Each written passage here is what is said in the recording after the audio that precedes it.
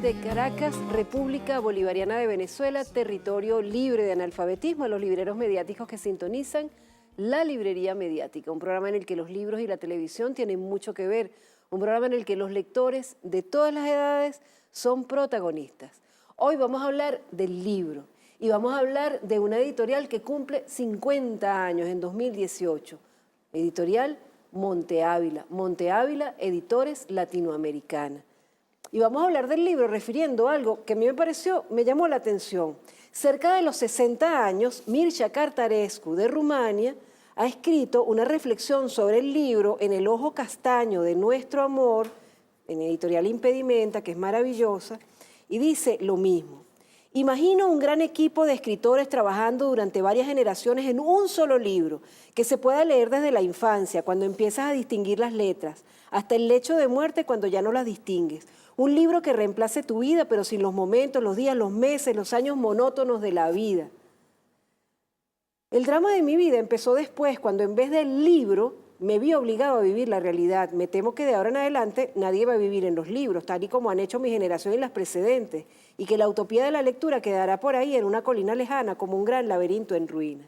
Hace una reflexión sobre el libro y es así como apocalíptica. Pero Luis Brito, desde su humor, también cerca de los 60 años, escribió esto, el libro. Tuvo la experiencia común a toda la humanidad de haber leído un solo libro. Una tarde de la niñez cansado por los juegos lo abrió y lo siguió hasta el final inesperado. En la lectura final intentó leer lo que sucedía, no en la hoja borrosa ni en su mente, sino en el combate entre ambas, que era leer. Al pasar los ojos sobre las manchas de tinta, las encontró vacías de sentido. Descansó profundamente. Luis Brito dice que una de las locuras más grandes que puede tener un lector es leer un libro sobre libros y que escribir sobre un libro en un libro es también otra gran locura. Esto está recogido en esta antología personal de Luis Brito García, Habla Palabra, editorial Asirema, con portada de Morela Jurado. El libro, Gabriel, ¿tú qué eres? Editor y titiritero. Y no sé qué es lo que más te gusta. Yo tengo un libro aquí que me gusta mucho que dice, los libros no fueron siempre así. En Venezuela los libros no fueron siempre como los conocemos ahora. Y en Monte Ávila los libros no fueron siempre como estos libros recientes de Monte Ávila, por ejemplo, esta biblioteca básica de autores venezolanos. No, los libros tuvieron una historia y los libros tuvieron un devenir. Hablemos en esta primera parte del programa, Gabriel, en este aniversario 50 de Monte Ávila, del libro en general en Venezuela. ¿Cómo es esa historia del libro en Venezuela, tú que sabes tanto de libro? Bueno, ahí no es que sé tanto del libro. Yo creo que realmente el tema de la historia del libro en Venezuela es un tema de investigación que realmente convoca hoy como una gran responsabilidad de nuestras universidades, de nuestros estudiosos, como trabajo, ¿no? Yo he tratado de encontrar una historia de las editoriales venezolanas y del proceso del libro en Venezuela y lamentablemente uno no se tropieza con otro libro que uno enorme, muy interesante, muy bien hecho, de un bibliófilo venezolano que es Pedro Grace, que es el que hace una historia de la imprenta en Venezuela y que es una obra que creo que tiene como unos 8 tomos. Publicadas por Seif Barral y por la Casa de Bello en algún momento. Ahí habla de un libro venezolano. Bueno, primero habla de la imprenta, que a mí me parece que es un hecho muy interesante pensar cómo el libro está muy asociado a un proceso tecnológico, ¿no? Y casi que el libro está asociado a las revoluciones. Cuando nosotros leemos en Pedro Grace la historia de la imprenta en Venezuela, es muy simpática la anécdota de que la primera imprenta que se venía a establecer en Venezuela en hechos reales, no como se tenía en proyectos antes en la colonia, es la imprenta que va a bordo del Leander y en la cual, o sea, sobre cubierta se imprimen los primeros papeles que de alguna manera sueña Miranda que va a transformar el país. Esto ocurre en 1806 y como ustedes saben, la historia no permitió que esa imprenta llegara a puerto. Esa imprenta es muy simpática la vuelta de la historia, termina en Trinidad. En Trinidad pertenece a un impresor eh, irlandés, creo que es su origen, Gallagher, que la vende y además ofrece sus servicios para venir a imprimir en Venezuela, y es por eso que en 1808, estamos en este año cumpliendo 210 años de ese proceso, se instala aquella imprenta con partes de la que pertenecían a Miranda, donde se imprime la Gaceta de Caracas. Y ustedes verán en la historia de Venezuela cómo esa Gaceta de Caracas pasa a los revolucionarios y luego vuelve a pasar a manos conservadoras. Y es realmente una pluma bailando hasta 1824.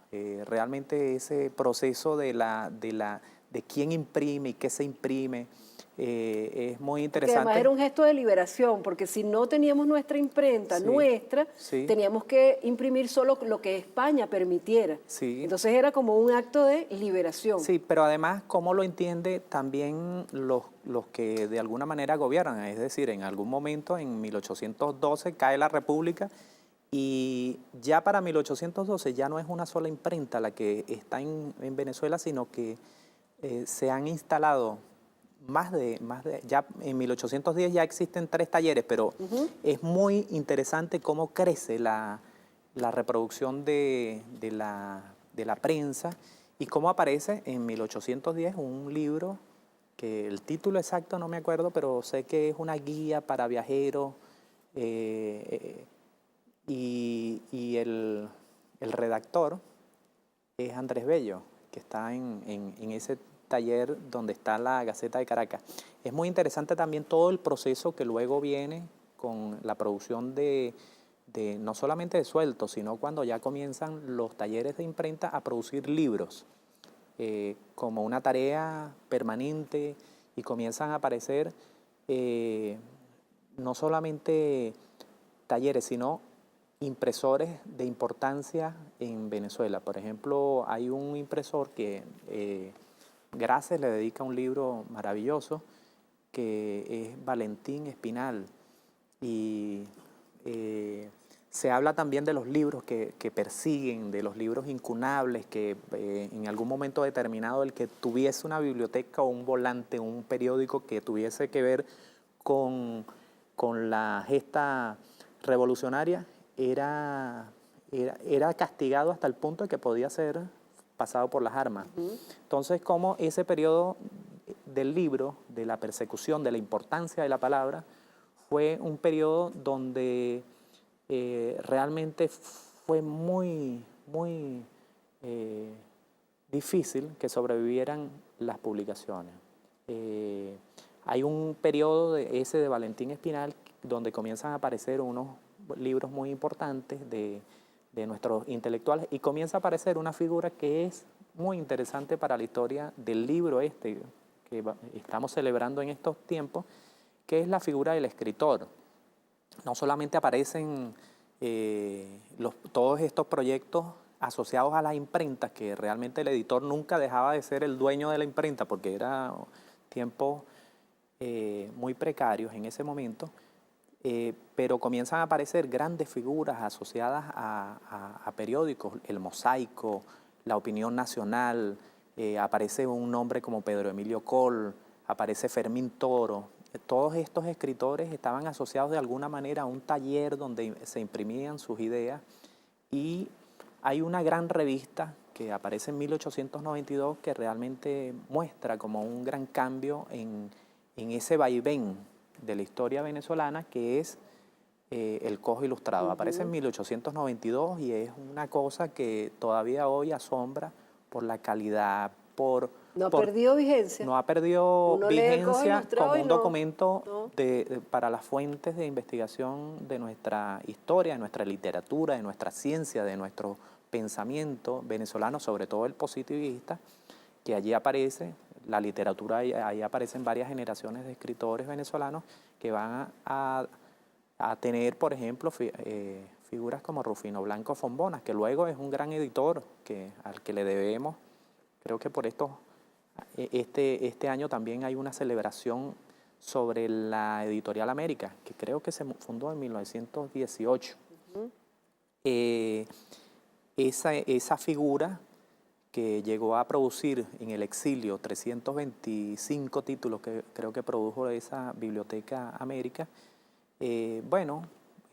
son unos intelectuales que entienden que el libro es muy importante y que van a hacernos llegar a este siglo XX con unas preocupaciones editoriales que hacen que la literatura venezolana tenga un espacio. Bueno, pero vamos a seguir en la próxima parte del programa hasta llegar a 1968, cuando nace Editorial Monte Ávila, que cumple 50 años. Sí. Por ahí está también de cumpleaños Editorial Badel, con 45 años, a quienes también tendremos en el programa. Pero vamos a concentrarnos hoy en Editorial Monte Ávila. En Monte Ávila, Editores Latinoamericana, que está de cumpleaños número 50. Y con nosotros, Gabriel González, su presidente.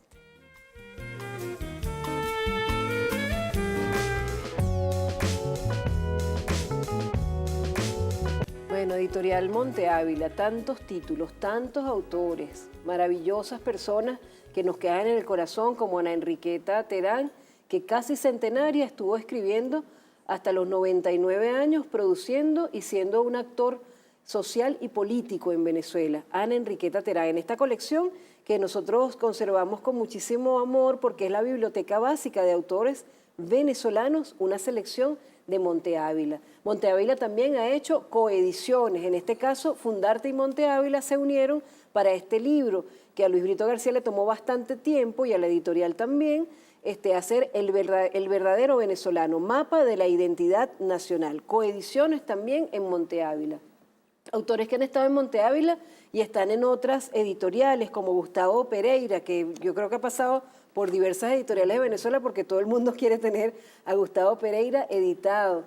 Autores que a lo mejor estará en Monte Ávila, pero que ya están en El Perro y la Rana y en Fundarte, como Daniela Seidman con sus Voces del Sur, que es una maravillosa poeta y periodista venezolana con raíces argentinas y rusas. Es una combinación sumamente interesante la de Daniela Seidman. Ha editado Monte Ávila libros polémicos, esto es incendiario. El procónsul Rómulo Betancourt, Memorias de la degeneración de un país, de José Sanró. Este libro fue publicado por Monte Ávila en una época y se agotó varias veces en librerías del sur y en ferias del libro. Y este es uno de los orgullos de Carlos Noguera, esta edición especial del ingenioso hidalgo Don Quijote de la Mancha. Cuando nosotros hicimos Vacílate al Quijote en el CELAR, que fueron varios encuentros para hablar del Quijote, él en uno de esos encuentros nos llevó este trabajo de Monte Ávila en 2 tomos, del cual se sentía sumamente orgulloso. A ver, ¿de dónde viene Monte Ávila? Sé que por ahí estaba Simón Alberto Consalvi por Venezuela, Benito Milla por Uruguay, y ahí surgió Monte Ávila. Pero ¿de dónde viene Monte Ávila? No sé por qué se llama Monte Ávila y por qué nació y qué pasó ahí. Bueno, Monte Ávila es el resultado de un esfuerzo que era necesario en Venezuela. La historia de los libros venezolanos y de los autores venezolanos es una historia bien difícil. Si ustedes revisan, por ejemplo, en un año importante, el año 28 en que aparece Doña Bárbara. Doña Bárbara es un libro que se lo lleva, se llama La Coronela, se lo lleva Rómulo Gallego a España y es en España donde aparece esa novela tan importante para la historia literaria del país. No creo que haya sido porque pudo haber sido una novela perseguida por el gomecismo, porque Rómulo Gallego de alguna manera tenía vínculos con el gomecismo. En 1931 aparece Las Lanzas Coloradas, y Las Lanzas Coloradas la publica Arturo Uslar Pietri en el exilio. Cubagua, esta novela que hemos republicado, que es muy importante de esa época, es una novela publicada en el exterior. ¿Qué era lo que hacía que los autores fueran a publicar en el exterior? No creo que sea solamente la discapacidad de Venezuela de tener en sus talleres de imprenta la posibilidad de publicar estas obras. Era también porque parecía que era mucho más potente, era mucho más ambicioso publicar en los grandes centros editoriales del mundo, como México, que luego Gallego se va a México y se instala allí, no porque sea un perseguido político, como España, y si uno revisa... O Argentina también. Argentina, y México fue realmente un centro muy poderoso de publicaciones de Venezuela. De hecho, aquí se instala algunas editoriales que tienen sede en España y en Venezuela, como Edime, ¿no? Pero bueno, hay un caso muy especial de la historia de Venezuela que vale la pena recordar. Por ejemplo, después de la generación del 28 hubo una colección que arrancó con esta Asociación de Escritores de Venezuela, de escritores venezolanos. Después le cambian el nombre a de Venezuela mucho después. ¿En qué año? Esto es 1939 y comienzan a aparecer autores como Julián Padrón, Ramón Díaz Sánchez, Manuel Díaz Rodríguez aparece, este es de Manuel Rodríguez Cárdenas, y es un gran esfuerzo de venezolanos publicando libros dentro de Venezuela. Realmente aparecen siempre las imprentas asociadas a estos proyectos, pero son imprentas que se han instalado aquí en Venezuela. Ya para ese momento creo que aparece esa figura que es muy moderna, que es la de la editorial sin la imprenta. Sí. De hecho, comienzan a aparecer editores muy tempranamente y aparece desde el Estado esto que es para mí,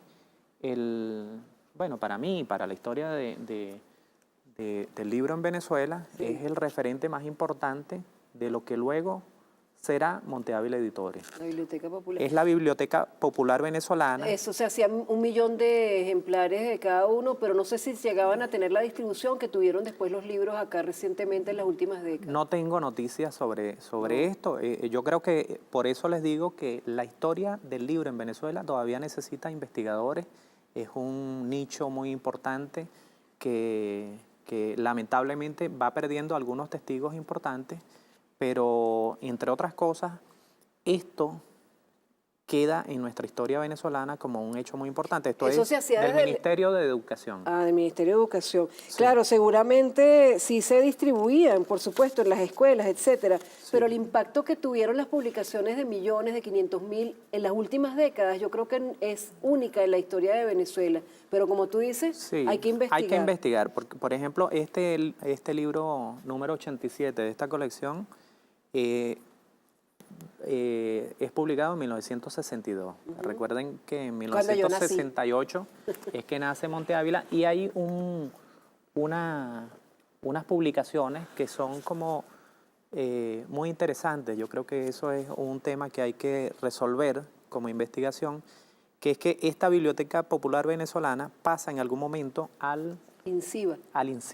Que era nace el INCIBA en el 66. Que después fue el CONAC y después fue el Ministerio de Cultura. Exacto. Entonces, este proyecto que de alguna manera cuenta con figuras que son muy importantes, Mariano Picón Salas, Simón Alberto González y mucho después, Guillermo Sucre es uno de los que aparecen entre los primeros nombres de Monte Ávila Editores. Es realmente una necesidad del Estado venezolano crear una editorial que se encargase de recoger no solamente los autores venezolanos, sino además de servir libros que eran muy costosos traer como importaciones y convertirlos en publicaciones nacionales. Esto realmente es una gesta muy hermosa que le debemos a estos primeros editores y bueno, que reunió a toda una generación de autores venezolanos. Aquí les traje algunos de los Bueno, pero eso lo de los vamos a ver títulos.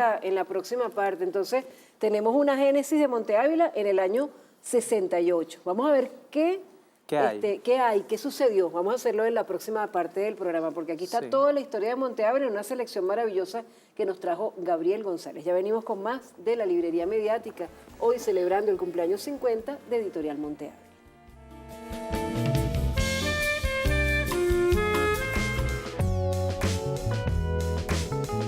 Bueno, no le dicen a veces, mírate en ese espejo.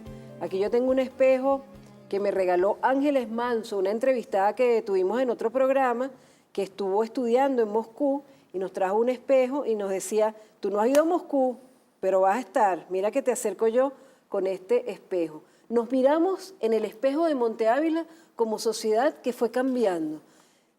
En las primeras épocas de Monte Ávila, uno sentía como lector, como escritor, que era un mundo muy aparte, que era un mundo muy lejano, que no era un mundo accesible a todos. Ahora uno siente Monte Ávila como algo cercano, como otras editoriales del Estado, como otras editoriales también independientes, privadas, que se van acercando a los lectores de otra forma. No sé si los diseños, no sé si la distribución, no sé si la actitud que tiene uno como lector que ha ido cambiando en Venezuela, y entonces eso como que también va influyendo en la presentación de los libros, en su forma de llegar a los lectores, en el intercambio entre lectores y en que haya, por ejemplo, programas como este, que es importante que haya programas de crítica y programas académicos, pero también que haya programas en los que con mucha naturalidad se habla de los libros. Tenemos aquí algo muy importante, una muestra del recorrido histórico de Monte Ávila en diseño, en autores, en ideas, en distribución. En una época, quizás hace unos 20 o 25 años, se descubrió que había depósitos con libros no distribuidos y entonces se quedaron allí sin llegar a los lectores. ¿Para qué editaban los libros para guardarlos? Ahora se siente la preocupación de que no haya depósitos con libros, que los libros estén en las bibliotecas públicas, estén en las librerías y estén en las bibliotecas de los lectores. Es una gran preocupación de Monte Ávila. Si se imprimieron tantos libros, es para que esos libros salgan de la editorial y no queden allí sin vida, porque un libro sin lector, un libro sin distribuidor, es un libro que no tiene ninguna vida. ¿Cómo es este paso de Monte Ávila a lo que ha llegado a ser ahora? En alguna época los libros no nos gustan tanto los diseños, en otras nos gustan más. A ti particularmente, que has visto tantos libros y que tienes tanta experiencia, ¿puedes decirnos algunas características que te llamen la atención dentro de la historia estética de Monte Ávila? Bueno, es sumamente difícil porque Monte Ávila es un fondo que tiene más de 3.000 títulos.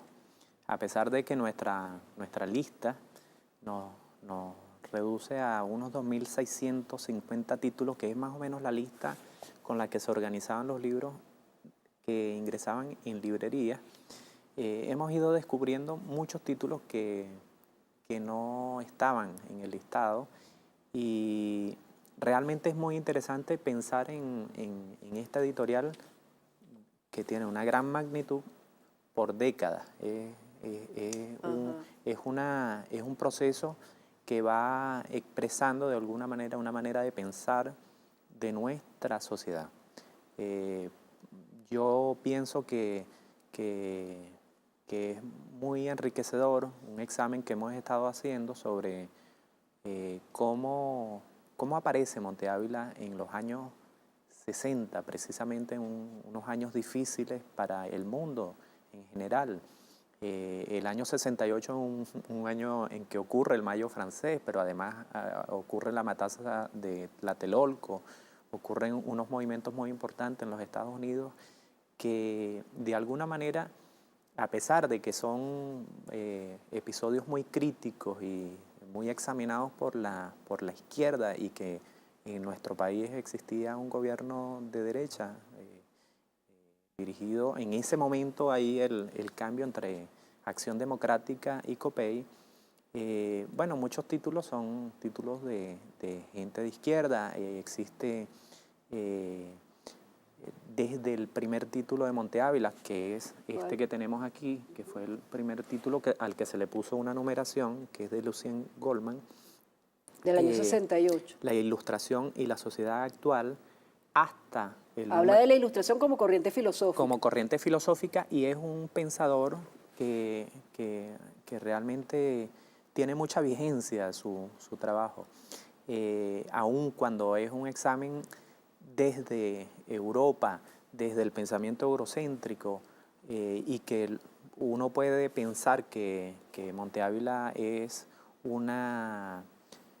presente en sus anaqueles unas corrientes especialmente de influencia europea, bueno, hay que pensar también en el momento histórico, en el momento editorial, en la apuesta que hacían estos profesores que dirigían Monte Ávila, y además el riesgo editorial de hacer una editorial en Venezuela que realmente iba a tratar de conquistar una solidez y una independencia del Ministerio de Cultura, que en ese momento no se llamaba Ministerio de Cultura, del INCIBA, pero realmente es una gran apuesta, muy ambiciosa y muy interesante, y no tiene caída, es decir, hay un gran ascenso en el proyecto, hay un crecimiento de colecciones.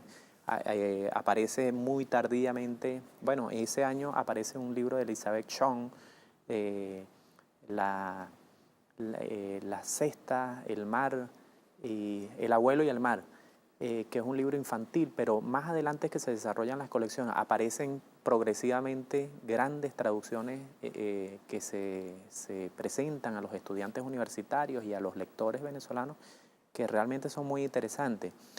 Y hay autores que se han mantenido durante toda la historia de Monte Ávila. Toda la historia de Monte Ávila. Laura Antillano, por ejemplo. Que aparece en el año 69. Imagínate. Tenía 18 años en ese momento, Laura Antillano. Premio Nacional de Literatura. Y aparece con ese bello libro de relatos que realmente es asombroso como en 50 años no se ha reimpreso. ¿Ves? Esa es otra de las cosas que hay que hablar, las reimpresiones, las reediciones. Sí. Eso lo dice siempre Gustavo Pereira. Aparece aquel libro, Día de Ceniza. A mí me parece muy interesante la aparición de los primeros títulos de Monte Ávila. Aparece Día de Ceniza de Salvador Garmendia, que es un libro que ya no ofrece una lectura del criollista como había venido de alguna manera dominando por el peso literario que había alcanzado Gallego. Aparece una nueva novela. Aparece Guillermo Meneses, por allí creo que lo traje, es el número, creo que es el número 8, no sé si lo traje, los 10 cuentos de Guillermo Meneses, y pienso que hay un gran cambio, o hay una gran apuesta literaria o editorial, que realmente debe haber producido un cambio también en los lectores venezolanos, ¿no? Estamos hablando del fines de los años 60, pero no agotemos ese tema, que todavía nos falta buena parte del programa para seguir recorriendo la historia de Monte Ávila y cómo ha cambiado la editorial a lo largo de los años, siempre para bien. Ya venimos con más de la librería mediática. ¿Cómo es el de Bruno?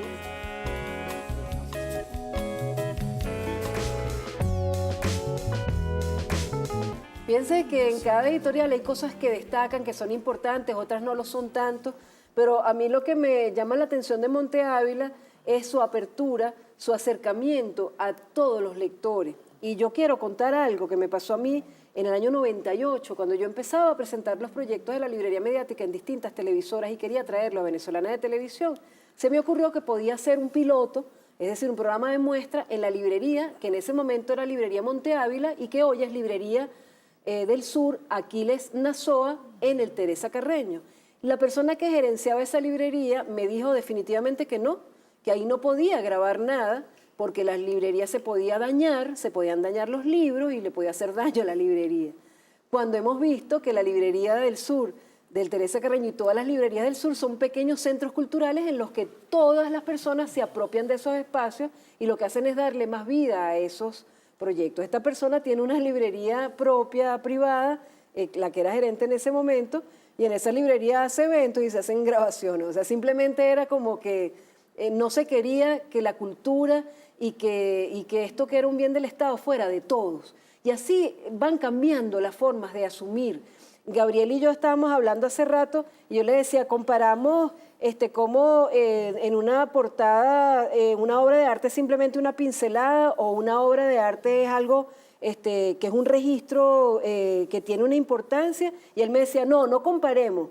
Lo más importante de un libro es el título. ¿Por qué, Gabriel? Tú que tienes esa experiencia. No es que no comparemos. Lo que pasa es que es a veces muy difícil, por ejemplo, comparar un libro del año 40 con un libro producido en el 2017. Eran otras estéticas. Sin embargo, eso que tú mencionas sobre las preocupaciones de las editoriales, yo creo que eso es una clave para que una editorial tenga prestigio o no. Para mí, principalmente, a pesar de que la portada tenga mucho peso para la venta del libro, lo más importante es el contenido del libro. Y cuando nos Más que el metemos... título, Claro, cuando te acercas claro, nosotros compramos un libro y vamos a buscar el libro y no sabemos cuál es la portada. Cuando lo tenemos, lo compramos a pesar de la portada que tenga. Sin embargo, es muy importante la golosina visual para los lectores, para conquistar mayores ventas y para acercar a alguien que anda por allí buscando un libro cualquiera y se tropieza, por ejemplo, con El otro Delta de Humberto Mata, que a nosotros nos parece una cosa es hermosa. hermoso. Nosotros en ese libro, por ejemplo, que yo no lo compararía con... Edición especial de los 50 años de Monte Ávila. Es una edición especial que además es una edición homenaje al autor que murió el año pasado. Pero esa portada, por ejemplo, nosotros cuando discutíamos en equipo con los compañeros, acuérdense que Monte Ávila se llama Monte Ávila Editores y ese editores no hay que dejarlo por fuera. Yo tengo unos compañeros que tienen 20 años trabajando dentro de Monte Ávila y son esos compañeros los que hacen perfecto ese título de editores. Discutíamos el fenómeno de la portada y pareciera que es siempre como la piedra de Sísifo, ¿no? Es algo que uno aprende y viene otro con otro testigo y desaprende y entonces creo que los criterios siempre hay que blindarlos dentro de los equipos. Y entonces pensaba en este tema de si nosotros estamos ofreciendo un título o estamos ofreciendo un autor y en esa polémica yo les decía que para mí realmente lo más importante de un libro es ofrecer un autor. Porque cuando usted va a buscar un título, usted no sabe si se llama El otro Delta o no. Pero si yo le digo Humberto Mata, usted sabe que Humberto Mata puede tener 10 títulos y si usted es fanático de Humberto Mata, ese título no lo tiene y lo va a adquirir. Eso a mí me parece muy importante porque hay ocasiones donde desaprendemos y entonces comenzamos a darle mayor peso a la imagen que al título. Entonces tiene una excelente imagen y el título no se lee o el autor no se lee y entonces usted comienza a perder como editor. Eso me parece que al margen de este tema de la historia, que sigue siendo un tema muy importante, el arte gráfica. Mira, esto es de los primeros libros de Monte Ávila. Fíjate cómo se pierde un poquito aquí el título, se va la persona de esta imagen y hasta el autor, o sea, es confuso, ¿no? Bueno, hay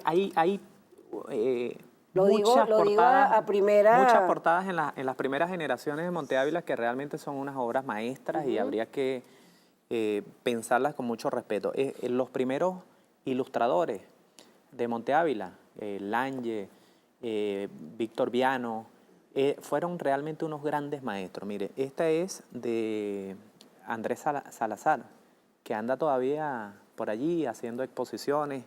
Es un venezolano muy importante. Esta es de Juan Fresán. Estas son de las portadas más hermosas que yo he visto en Monte Ávila, al igual que esta del mismo autor. Realmente es una escuela. Monte Ávila ha sido una escuela con sus ilustradores, con sus pintores que han participado. Eso no lo había visto nunca. En las primeras épocas. De hecho, cada vez que nos metemos en una parte del anaquel y sacamos los libros, realmente tenemos grandes sorpresas.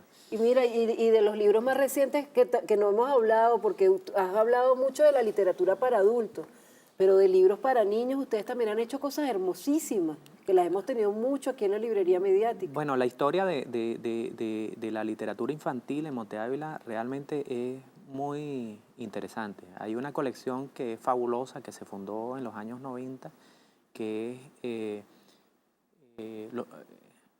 Primera Dimensión, que realmente es un patrimonio de nuestra literatura nacional que realmente merece reimprimirse y que aparezca nuevamente en los anaqueles de nuestras librerías. Lamentablemente no siempre es posible hacer reediciones. Las reediciones cuestan dinero, cuestan tiempo. Realmente el tema del aprendizaje editorial hace que uno simplifique acciones, pero no siempre hay las condiciones como para cumplir con Claro. las metas que siempre son ingentes en el mundo Pero nosotros siempre, aquí en la librería mediática, siempre pedimos no solamente a la empresa privada que también pueda acompañar estos proyectos, sino al Estado venezolano, al gobierno venezolano, destinar presupuesto a editoriales como Monte Ávila. Es una gran inversión para el país, es algo muy productivo para el país, no es dinero que si sobra se debe dar, sino que debe considerarse como una necesidad, y en eso nosotros no dejamos ningún huequito por allí abierto. Bueno, ha hecho el Estado venezolano en Sí. distintos momentos un gran Sí, esfuerzo sí.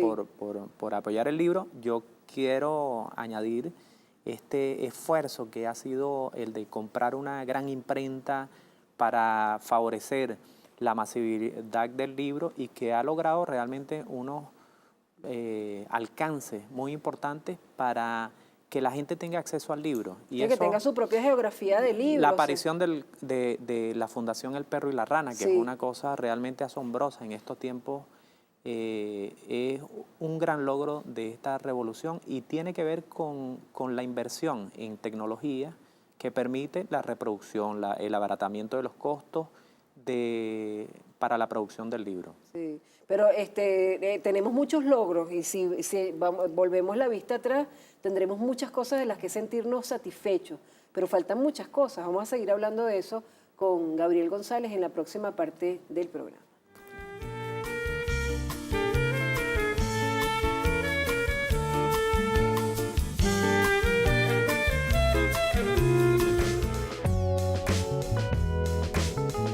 Bueno, Monte Ávila no solamente ha sido espacio para los consagrados, como Adriano González León, con su País Portátil, obra inigualable. Gabriel dice que hay gente que prefiere los cuentos. Yo creo que después de País Portátil, Adriano González no pudo superarse. Es una obra esencial dentro de la literatura venezolana. Él fue profesor mío en la Escuela de Comunicación Social de la UCB, pero también hay personas que se han descubierto como autores en el concurso de autores inéditos de Monte Ávila. No habrían existido como autores si no hubieran pasado por el concurso de autores inéditos de Monte Ávila. No habían publicado nada, concursan en Monte Ávila, nadie sabe quiénes son, ni siquiera los jurados.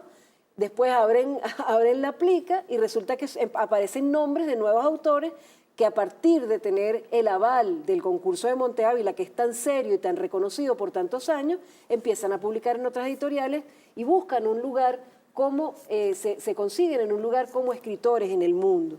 Pero también en Monte Ávila hay una labor de rescate y yo confío muchísimo en el criterio de Gabriel y yo ya en cuanto llegue a casa yo voy a empezar a leer este libro porque ¿qué pasa con este libro Nochebuena Negra de Juan Pablo Sojo, que es un libro de publicación reciente pero no de escritura reciente? ¿Qué pasó con este libro? Bueno, se publicó en el 43. Yo realmente me sorprende cuando lees la época en que fue escrita, que es 1930, hubiese corrido otra suerte, tal vez, si hubiese tenido la oportunidad que tuvo un libro como Doña Bárbara, ¿no? Juan Pablo Sojo, que era un joven de 24 años, era un gran investigador de su cultura afrodescendiente y publicó esa novela que a mí me parece que está muy bien escrita. Es una novela que realmente cuenta la historia del Curiepe natal de una forma muy poco intelectual, pero muy bien escrita, como una novela realmente con unas grandes intrigas, con un lenguaje propio de alguien que pertenecía a esa Una reafirmación población. de la negritud. Yo siento que si se hubiese publicado en 1930 y no en el 43, tal vez hubiese tenido otra suerte. Eso realmente no lo sabemos propiamente, pero esa es una novela que es un clásico venezolano que merece que todos los habitantes del estado Miranda la conozcan, por lo menos, y que está circulando en todas las librerías del sur. A mí me parece que es labor nuestra como editores el no permitir que ciertas obras se pierdan, ¿no? Qué bueno. Y esto es una coproducción entre Monte Ávila y Fundarte, veo acá, ¿no? Algo hizo Fundarte aquí que está mencionada. Y la imagen de portada es tambores, 1946, Armando Barrios, una Sí, obra plástica. realmente esa no es una obra patrocinada por Fundarte. El plan era ese, el plan Ajá. maestro, pero no logramos No lograron realmente eso. el financiamiento de Fundarte el año pasado. Bueno, Fundarte. Ajá. Tenemos que hacer más cosas juntos con Monte Ávila, porque eso es otra cosa hermosa, ¿no? Que entre editoriales se ayuden y se apoyen, porque eso optimiza los recursos. A veces no se concretan las cosas por X causa, pero cuando ya se han hecho y se han hecho cosas buenas entre distintas instituciones, es bueno seguir el ejemplo. A mí me encanta este proyecto de lectura que me llevo por recomendación tuya. Yo recuerdo cuando el Premio Metropolitano de Periodismo en el año 2008 o 2009, que se te dio a ti por tu labor editorial, y tú dijiste, yo este premio, el metálico de este premio, lo voy a donar para que se haga una colección de los libros de Aníbal Nazoa, ¿fue? ¿O de Aquiles Nazoa? Sí, sí. Era un premio municipal Aníbal Nazoa, y a nosotros, el equipo, porque realmente yo no trabajo solo, generalmente Sí. trabajo en equipo, lo discutimos y pensábamos que era una cosa un poco trágica que nos dieran un premio por una publicación que se llama Aníbal Nazoa, y que las obras completas de Aníbal Nazoa estuviesen en el primer tomo. Entonces lo acordamos, decidimos donar a Monte Ávila Editores, por cierto. Fui a entregarle el premio a Carlos Noguera en ese momento, para que se produjera el segundo tomo. Realmente eso es una tarea que está pendiente, realmente. Bueno, entonces ya saben, está pendiente, se lo decimos al director de Monte Ávila. Sí. Pero fue muy lindo, para nosotros fue todo, a nosotros nos estaban dando el premio, que no me acuerdo, era por otro programa radial, y a nosotros nos pareció tan generoso de tu parte, además, un gesto tan bello de un editor, o sea, es reconocido como editor, y entonces él dona el metálico para que la obra del autor que da el nombre al premio sea divulgada. Entonces, fíjense qué cosas tan bonitas pasan en el mundo editorial, y cómo las editoriales se van nutriendo de ideas de todo el mundo. Por eso yo vuelvo al principio y digo que no solamente hubo venezolanos en la génesis de Monte Ávila, sino también esos uruguayos que vinieron a traernos esa experiencia, como Ángel Rama para Biblioteca Ayacucho, como Benito Milla para Monte Ávila, como tantos libreros maravillosos y distribuidores como Isidoro Hugo Duarte, Sí. Que van marcando el hito de nuestra América editorial, que sería tan hermoso, ¿verdad?, que se hiciera un sello nuestro americano, en el que todos los países hicieran una especie de Telesur editorial y en la que todos colaboraran. Son sueños que uno va teniendo, ¿verdad?, y que pueden ser posibles. Para nosotros es muy importante realmente seguir descubriendo nuestra literatura, a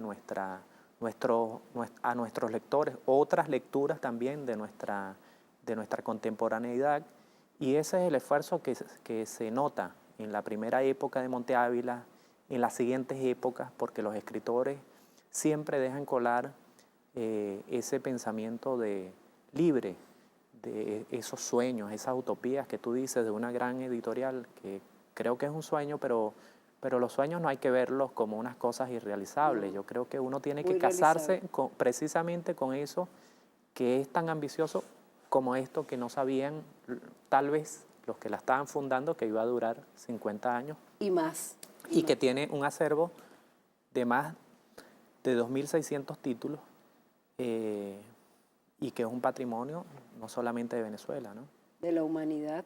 Bueno, con Monte Ávila, con sus 50 años y muchos más que va a seguir cumpliendo, los invitamos a leer siempre, a leer de todo. Hasta el próximo programa. Muchas gracias.